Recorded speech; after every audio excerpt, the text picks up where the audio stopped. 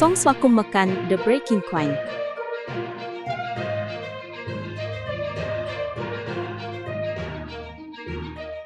រុស្ស៊ីកាន់កាប់ភូមិពីរបន្ថែមខណៈរុលដល់កណ្ដាលទីក្រុង Pokrovsk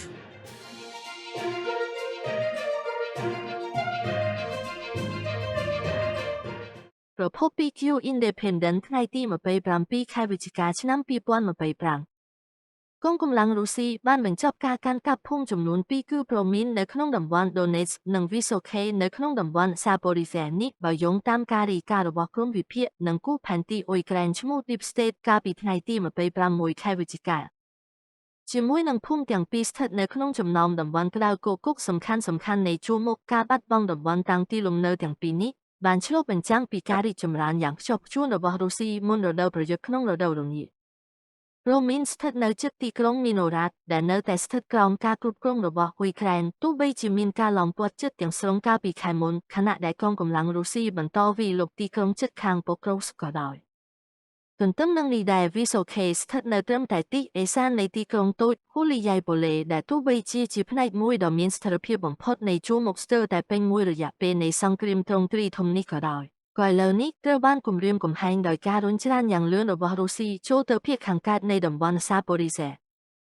យោងតាមអគ្គសេនាធិការដ្ឋានរបស់អ៊ុយក្រែនការវាយប្រហាររបស់រុស្ស៊ីត្រូវបានរាយការណ៍នៅក្នុងស្ទើរតែគ្រប់ផ្នែកទាំងអស់នៃជួរមុខកាលពីថ្ងៃមុន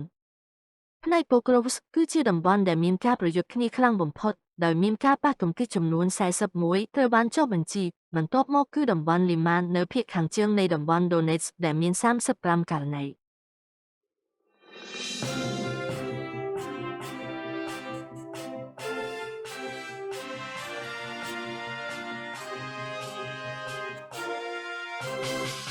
នៅក្នុងសេចក្តីប្រកាសដាច់ដោយឡែកមួយនៅលើតំបន់ Huliaipole អគ្គសេនាធិការដ្ឋានបានបដិសេធរបាយការណ៍ដែលថាកងទ័ពអ៊ុយក្រែនត្រូវបានឡោមព័ទ្ធដោយហៅស្ថានភាពនេះថាតានតឹង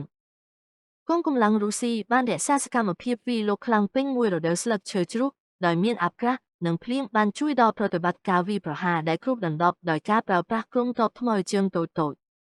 នៅប៉ូក្រូវស្កងកម្លាំងរុស្ស៊ីនៅតែបន្តដាក់ពង្រាយនៅក្នុងគ្រប់ផ្នែកទាំងអស់នៃទីក្រុងដោយមានវីដេអូបង្ហាញពីទាហានរុស្ស៊ីដែលកាត់កណ្ដាលទីក្រុង